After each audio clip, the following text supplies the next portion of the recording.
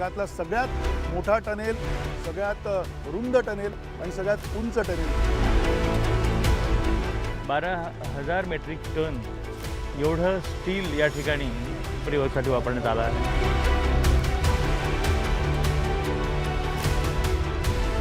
इथे वरती लोणावळा लेक आहे. लोणावळा लेक आहे म्हणजे आपण एका तलावाच्या खाली आहोत, लोणावळ्यातल्या तलावाच्या पूर्ण. आणि तलावाच्या खाली आपण 180 मीटर खाली आहोत.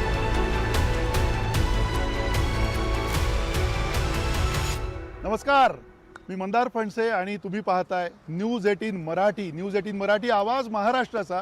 आणि आवाज महाराष्ट्राचा असला तरी महाराष्ट्र बदलतोय आणि महाराष्ट्र कसा बदलतोय हे आम्ही तुम्हाला सातत्यानं दाखवत राहणार आहोत.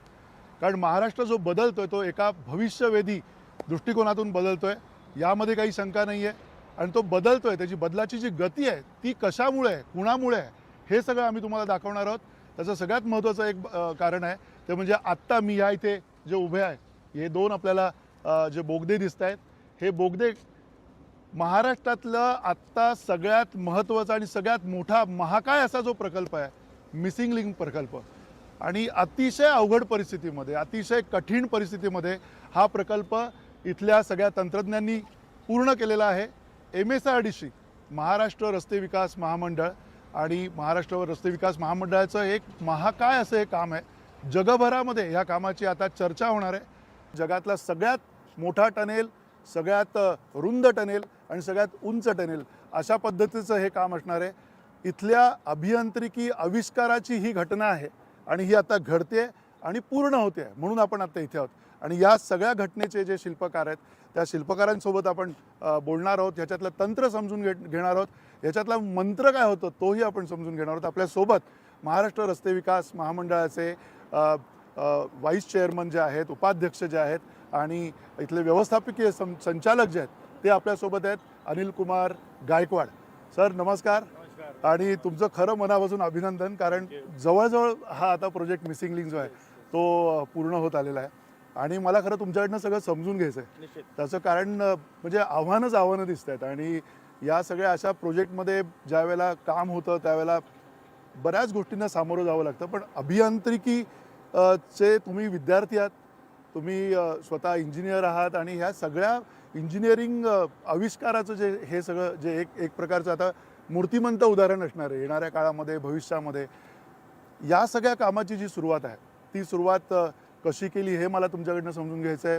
इथली आव्हानं काय होती, खरं तर तुमच्याकडनं आव्हानच जास्ती समजून घ्यायचे आहेत, कारण अत्यंत कठीण असं काम आहे. केवळ पैसा हा त्याच्यामध्ये मला असं वाटतं की काही फॅक्टर असेल असं वाटत नाही. नाही, हा मिसिंग लिंकचा जो प्रकल्प आहे शासनाने 2018 साली हा मंजूर केला आणि 2019मध्ये या कामाची सुरुवात झाली. 13.30 किलोमीटर लांबीचा हा मिसिंग लिंक प्रकल्प आहे.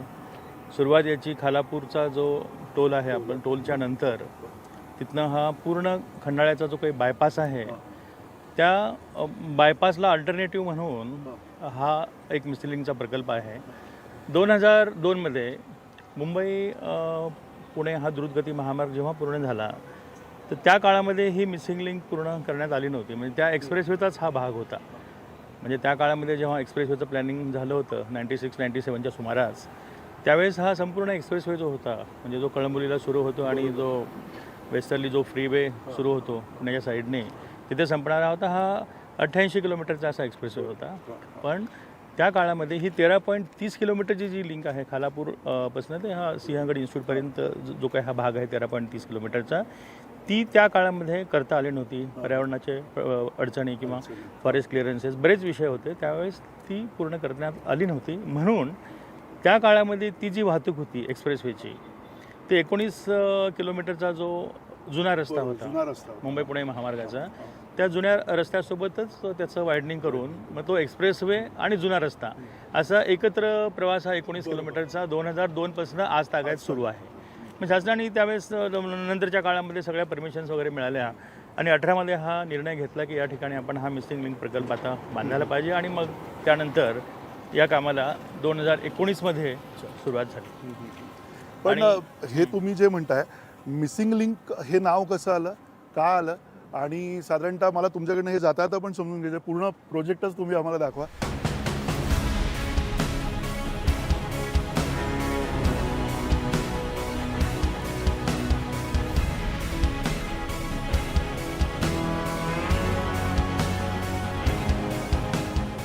आपण आता या बोगद्यामध्ये प्रवेश करतोय. हां. 99% काम या बोगद्याचं आता पूर्ण झालं आहे आणि फक्त आता फिनिशिंगची कामं सुरू आहेत. तर हा आता बोगद्यामध्ये आपण प्रवेश केला आहे. याची रुंदी जी आहे 23.50 मीटर अच्छा, अच्छा. अशी या बोगद्याची रुंदी आहे आणि हा जगातला सर्वात रुंद असा बोगदा आहे. आणि जास्त रुंदी असल्यामुळे आता आपण पाहताय की याचं जे काही एक्सकेव्हेशन आहे बोगद्याचं हे NATM अशा मेथडने केलेलं आहे, ज्याला आपण न्यू ऑस्ट्रेलियन टनेलिंग मेथड म्हणतो. अच्छा. त्यामध्ये ड्रिलिंग अँड ब्लास्टिंग अच्छा. म्हणजे पूर्ण जो हा फेस आहे, जो हा टनेलचा फेस आहे, याच्यामध्ये आपण ड्रिलिंग करतो, ड्रिल होल्स करतो, त्याच्यामध्ये आपण एक्सप्लोजिव्ह असे भरतो आणि नंतर ते ब्लास्ट करतो. आणि एका ब्लास्टमध्ये साधारणतः 5 ते 6 मीटर ओके. अशा लांबीमध्ये या पूर्ण रुंदीमध्ये आणि उंचीमध्ये हा ब्लास्ट करून मटेरियल काढलं जाते आणि अशा पद्धतीने ब्लास्ट करत करत एक्सकेव्हेशन करत आपण हे काम करत राहतो. ओके. तर या ठिकाणी रुंदी जास्त असल्यामुळे आणि ही जे काही कर्वेचरची जे ॲक्शन आहे याच्यामुळे चॅलेंजेस या ठिकाणी बरेच आले. म्हणजे काही काही ठिकाणी आता हा सह्याद्रीचा पर्वत आहे आणि इथला रॉक जो आहे खूप असा मजबूत रॉक आहे, स्ट्रॉंग रॉक आहे. हां, बसाल्ट रॉक आहे आणि टनेलिंगसाठी हा तसा परफेक्ट स्टार्ट आहे. म्हणजे या ठिकाणी बऱ्याच ठिकाणी काय असतं की जेव्हा टनेलिंग करताना सॉफ्ट रॉक असतो अशा ठिकाणी मग आपल्याला लायनिंग करावी लागते, RCC लायनिंग करावी लागते. जे आपण आता पाहिलं सुरुवातीला पोर्टलला जे आहे सुरुवातीच्या काही काळामध्ये म्हणजे काही लांबीमध्ये आपण एक 25 मीटर लांबीमध्ये ते RCC लायनिंग केलेलं आहे सुरुवातीला, तिथं एक वीक स्टार्टा असतो. पण जसं जसं आपण मध्ये खोदकाम करत जातो तेव्हा हार्ड स्टार्टा येतो आणि त्या ठिकाणी RCC लायनिंगची गरज भासत नाही. तर या ठिकाणी जेव्हा आपण हे पूर्ण एक्सकेव्हेट करतो, एक्सकेव्हेशन केल्यानंतर जो काही रॉक सरफेस ओपन होतो या ठिकाणी आपण रॉक बोल्टिंग करतो.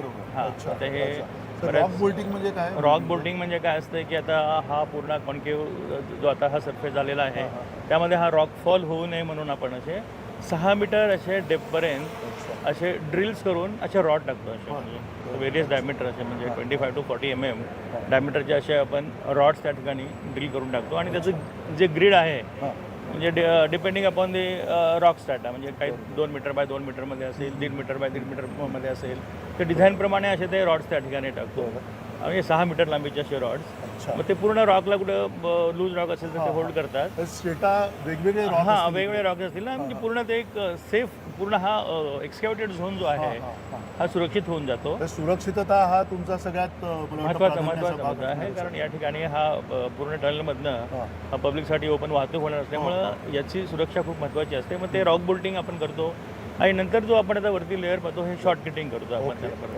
हां, शॉर्ट किटिंग करून हा पूर्ण सरफेस जो आहे हा प्रोटेक्ट केलेला आहे. पण इतर बोगद्यांपेक्षा हा बोगदा वेगळा कसा असणार आहे, म्हणजे नव्या तंत्रज्ञानाच्या दृष्टिकोनातून किंवा अगदी सुरक्षिततेच्या दृष्टिकोनातून सुद्धा? सुरक्षिततेच्या सगळ्याच खबरदाऱ्या या बोगद्यामध्ये घेण्यात आलेल्या आहेत. आपण आता पाहतोय की या ठिकाणी 2 ट्यूब्स आहेत. आता आपण पुण्याकडनं मुंबईच्या दिशेने चाललो आहे. हा तशा आता ह्या 4 लेन आहेत. 3.75 मीटरची एक लेन अशा 4 लेन आहेत आणि एक एमर्जन्सी लेन आहे 3 मीटरची. अशा म्हणजे तसा हा 5 लेनचा हा कॉरिडॉर आहे आणि पलीकडचा जो कॉरिडॉर आहे तो मुंबई टू पुणे तो पण तसाच आहे. म्हणजे 4 लेन 3.75 मीटरच्या 4 लेन आणि 3 मीटरची एक एमर्जन्सी लेन आणि या दोन्हीही बोगद्यांना असे कनेक्टर्स दिलेले आहेत. हे 7.5 मीटर विड्थचे असे म्हणजे 2 लेनचे असे कनेक्टर आहेत आणि हे प्रत्येक 300 मीटरला दिलेले आहेत. आता 300 मीटरला प्रत्येक ठिकाणी देण्याचं कारण असं की या बोगद्यामध्ये काही इन्सिडेंट झाला समजा, काही प्रॉब्लेम झाले तर रेस्क्यूसाठी असे कनेक्टिंग पॅसेजेस आहेत. म्हणजे पूर्ण हा 8.9 किलोमीटरचा बोगदा आहे आणि 8.9 किलोमीटरमध्ये दर 300 मीटरला असे क्रॉस बोगदे दिलेले आहेत रेस्क्यूसाठी.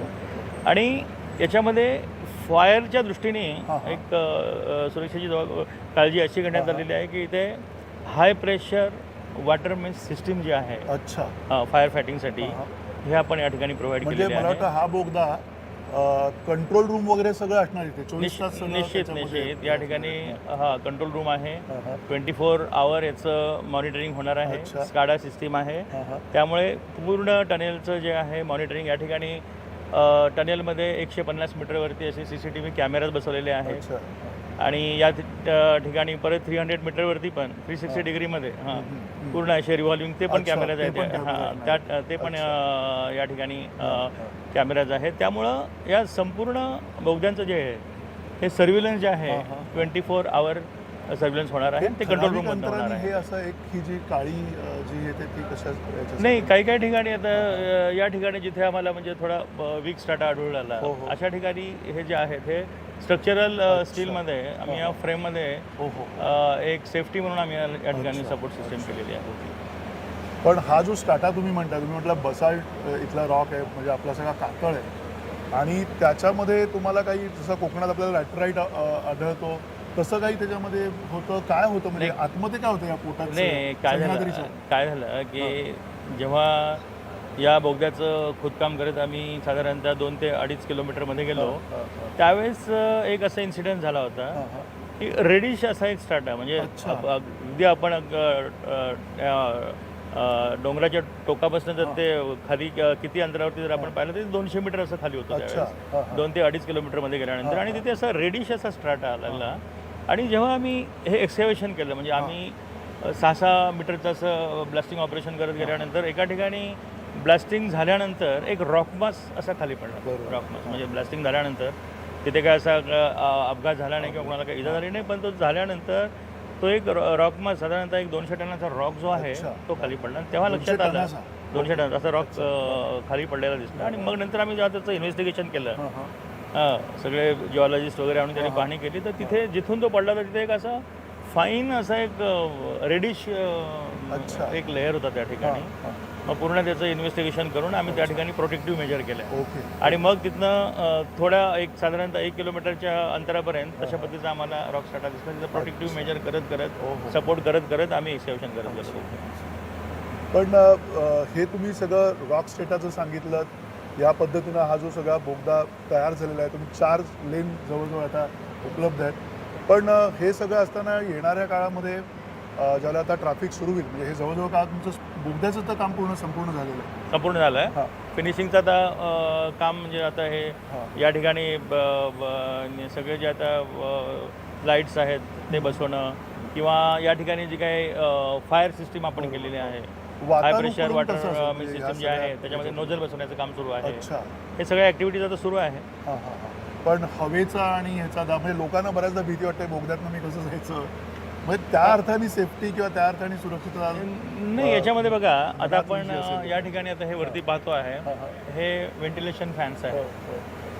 हा व्हेंटिलेशन फॅनचा जर आपण डाया बघितला तर ते 2.4 मीटर डाया आहे त्याचं साधारणतः 8 फुटापर्यंत डायमीटर आहे.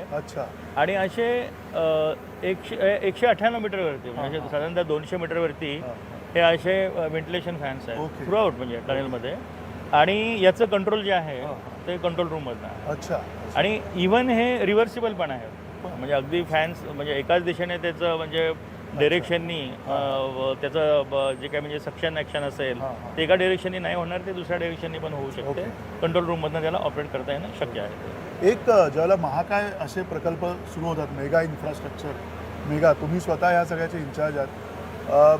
तुम्हाला असं वाटतं का की हे जे सगळे प्रकल्प आहेत हे तर म्हणजे तुम्हाला एक इंजिनियर म्हणून तुम्हाला चॅलेंजिंग ते करायला आवडतंय की तुम्हाला खरंच वाटतं की नाही हेच येणाऱ्या काळामध्ये बऱ्यापैकी बदलणाऱ्या गोष्टी आहेत सगळ्या गोष्टींना पूर्णपणे देशाची आर्थिक परिस्थिती असेल किंवा ग्रोथ इंजिन म्हणून जे महाराष्ट्र समोर जाऊ पाहते देशाच्या ते सगळं बदल घडवण्यामध्ये हे सगळं खूप मोठं महत्त्वाचं योगदान असणार. आणि पहा आता हा मिसिंग लिंक प्रकल्प जो आहे मुंबई आणि पुणे यातलं जे अंतर आहे हे अर्ध्या तासाने कमी होणार आहे या मिसिंग लिंक प्रकल्पामुळं. जेव्हा 2002मध्ये मुंबई पुणे एक्सप्रेसवे झाला त्यावेळेस या भागातली जी काही इकॉनॉमी आहे ती झपाट्याने वाढली. म्हणजे मुंबई आणि पुण्यातलं अंतर जे आहे ते वेळेत कमी झाल्यामुळे मोठ्या प्रमाणामध्ये या ठिकाणी इंडस्ट्रीज डेव्हलप झाल्या या परिसरामध्ये उद्योगधंदे वाढीस लागले आणि ज्या पद्धतीनं इकॉनॉमी वाढायला पाहिजे ती वाढलेली आहे आणि त्याचा फायदा निश्चित झालेला आहे. आता मिसिंग लिंक झाल्यामुळे परत हे जे अंतर आहे अजून अर्ध्या तासाने कमी झालं आहे. बरोबर. आणि या महामार्गावरनं प्रवास करणाऱ्या जे काही आता वाहनांमधलं जे इंधन आहे त्या इंधनामध्ये बचत होणार आहे. तर मी आपल्याला सांगतो आम्ही एक कॅल्क्युलेशन केलेलं आहे. दररोज 1 कोटी रुपयाची इंधन बचत या मिसिंग लिंक प्रकल्पामुळे होणार आहे. अरे हो. येस. पण आता हा जो सगळा टनेल तयार झाला आहे हा सगळा प्रोजेक्ट तयार झाला आहे याच्यामधनं येणाऱ्या काळामध्ये हेवी ट्रक आणि कार्स असं सगळं असणार आहे की ह्याला काही वेगळं प्रमाणित असणार आहे तसं? नाही, याच्यामध्ये बघा, आता जेव्हा या टनेलचं डिझाईन केलं किंवा आता टनेलसोबतच आपण जेव्हा पुढे जाऊ त्या ठिकाणी पण एक मोठा असा केबल स्टे ब्रिज आहे, अच्छा. जो या देशातला एक्सप्रेसवेवरचा Correct. सर्वात उंच असा आणि सर्वात जास्त लांबीच्या स्पॅनचा ब्रिज आहे. Correct. तो पण ब्रिज आहे आणि पण त्याचं डिझाईन जे आहे, संकल्पन जे आहे ते हेवी व्हेकलला पण केलेलं आहे. म्हणजे अवजड वाहनं जेवढी रस्त्यावरनं धावतात ती सगळी वाहनं या मिसिंग लिंकवरनं धावू शकतात.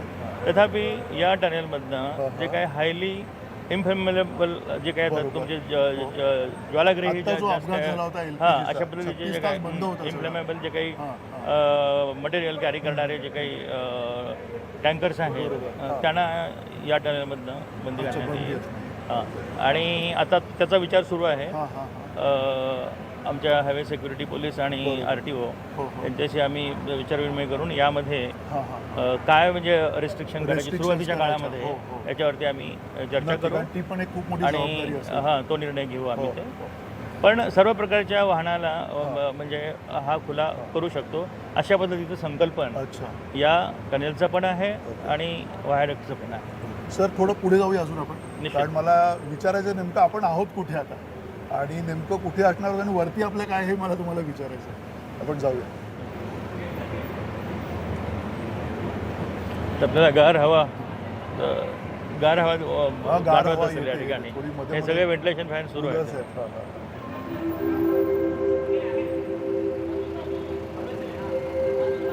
आणि ही सगळी स्पीकर्स, ऑडिओ स्पीकर्स, हा, ऑडिओ स्पीकर, पब्लिक ॲड्रेस हे सिस्टम कुंभे असतील का सगळे? नाही, त्या ठिकाणी आपल्याला तिकडनं इन्स्ट्रक्शन देईल. ओके. ठीक आहे, इन्स्ट्रक्शन असतील तर ते इन्स्ट्रक्शनसाठी आहेत. आणि SOS सिस्टीम पण ना अच्छा, प्रत्येक 150 मीटरला आपल्याला दिसते. हां, ही दिसतेच आहे जी हम्म. लावलेली आहे. आता इथे काय इन्सिडेंट झाला ना तर SOS आहे तर इमिजिएटली त्या ठिकाणी आपण कॉल करू शकतो कंट्रोल रूमला इथून. अच्छा अच्छा, हे इकडनं प्रत्येक call करू शकतो. प्रत्येक अच्छा.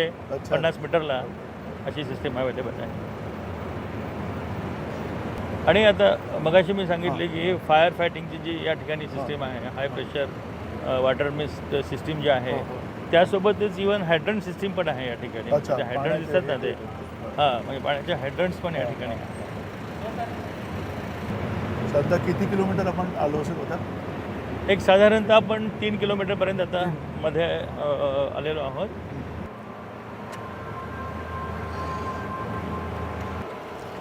सर, जर आपण इथे बघूया येस. सर, तुम्ही मगाशी म्हणत होतात की सगळीकडे इंटरसेक्शन्स आहेत वेगवेगळ्या दोन्ही बोगद्यांसाठी, सिक्युरिटी आहे. तुम्ही एवढी सगळी माहिती सांगितलीत की इकडे काय काय आहे. आपण आता पुण्याच्या दिशेने मुंबईकडं हो. पुण्याकडून मुंबईकडे निघालेलो आहे. आत्ता आपल्या वरती काय आहे? कारण आपल्या वरती जसा सगळा डोंगर आहे त्याप्रमाणे लोक राहत आहेत, माणसं आहेत. आत्ता आपण इथे काय थांबलोय? नाही, आपण आता या ठिकाणी जिथे थांबलोय साधारणतः 3 किलोमीटरचं अंतर आपण पार करून आलोय. म्हणजे पुण्याकडनं मुंबईच्या दिशेने. तर इथे वरती लोणावळा लेक आहे.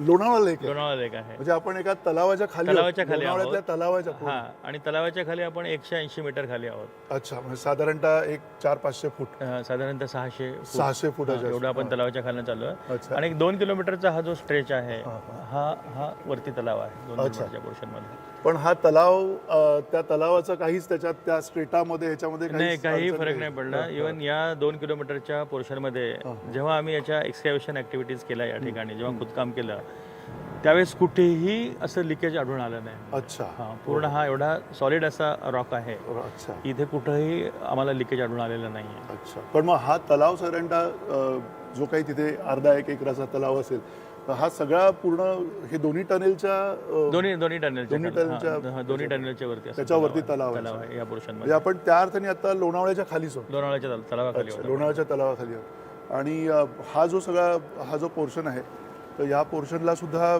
असंच यायला जायला इमर्जन्सीमध्ये हे असे क्रॉस पॅसेजेस आहेत. हां, हां. आणि हे 2 लेनचे आहेत. म्हणजे 7.50 मीटर Correct. ही याची रुंदी आहे. आणि 2 टनेलला हा जोडणारा पॅसेज आहे, असं क्रॉस कनेक्टर म्हणतो आपण याला. आणि असे दर 300 मीटरने आहे. करेक्ट. म्हणजे एमर्जन्सीमध्ये समजा त्या टनेलमध्ये काही प्रॉब्लेम झाला तर त्यांना रेस्क्यू करून इकडे आणता येईल. अशा पद्धतीने ही अरेंजमेंट आहे. आपण पुढचं अजून तुमचं एक जे काम आहे जे सगळ्यात मला असं वाटतं की चॅलेंजिंग होतं तेही आपण बघूयात. अनिल कुमार गायकवाड ही एक अशी व्यक्ती आहे MSRDCच्या या सगळ्या कामामध्ये मी म्हणेन की एन्सायक्लोपीडिया आहे. सरकारमध्ये काम करणं हा एक चॅलेंजचा भाग असतो, बऱ्याचदा बोललं होतं. तुमचं मोटिवेशन काय आहे? नाही, याच्यामध्ये लहानपणापासूनच म्हणजे अगदी कॉलेज लाईफपासूनच मला सिव्हिल इंजिनिअरिंग प्रोजेक्टवरती काम करण्याची माझी आवड होती. आणि सुदैवाने मग मी सिव्हिल इंजिनियर झालो. सरळ सेवेनी वर्ग 1 म्हणून अधिकारी म्हणून या विभागामध्ये आलो आणि माझा आवडीचा विभाग हा सार्वजनिक बांधकाम विभाग होता. आणि या विभागामध्ये येऊन मोठे प्रकल्प मला अगदी सुरुवातीच्या काळापासूनच करण्याची संधी मिळाली. स्पीकर्स लावलेले आहेत या सगळ्या पूर्ण बोगद्यामध्ये आणि मला असं वाटतं की सगळ्या माणसांना ज्यावेळेला स्पीकरमध्ये बोलायची सुविधा असणार आहे, 2 वे सुविधा असणार आहे.